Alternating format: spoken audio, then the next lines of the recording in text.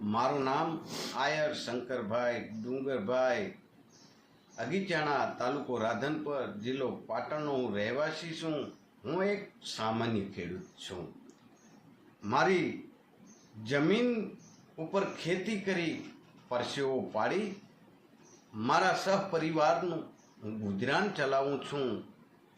હું એક એવા સત્ય સાથે ઊભો છું કે જેને મારા જીવનનો બદલાવ લાવી દીધો છે. અમારા ગામની સેવા સહકારી મંડળીના મંત્રી એવા જહાભાઈ માદેભાઈ રબારી એ મારા ખોટા દસ્તાવેજો બનાવ્યા, ખોટી સહીઓ કરાવી અને મારા નામ ઉપર લાખો રૂપિયાનું ધિરાણ મેળવી લીધેલ છે.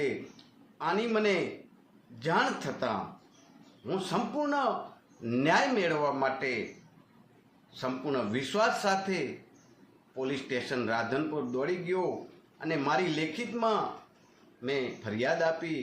પણ આ પોલીસે કોઈ આની ગંભીરતા ના લીધી અને મને ખોટા વચનો આપી મને ખોટા હેરાન પરેશાન કર્યો. આના પછી હું એસપી સાહેબને લેખિતમાં મેં ફરિયાદ આપી. એની ફોરવર્ડિંગ રાધનપુર ડીવાયએસપીને કરવામાં આવી. રાધનપુર ડીવાયએસપી કર્મચારીઓએ કોઈ મારી આને ગંભીરતા ના લીધી અને ખોટા આરસી વચનો આપ્યા.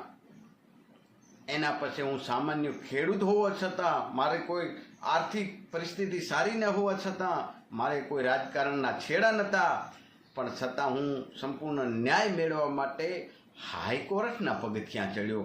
મને વિશ્વાસ છે કે નામદાર હાઈકોર્ટ મને ન્યાય આપશે.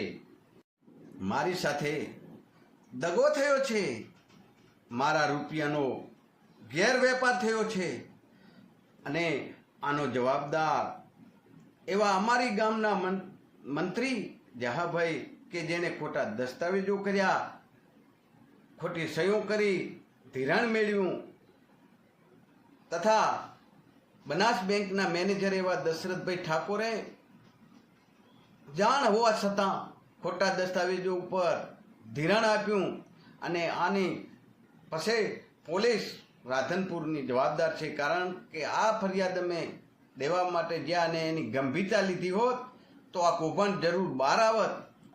કે શું એક સામાન્ય ખેડૂતની અવાજની કોઈ કિંમત નથી? શું મારો હક, મારી જમીન, મારી ઓળખે બધું કોઈ સળ કપટથી છીનવી શકાય છે?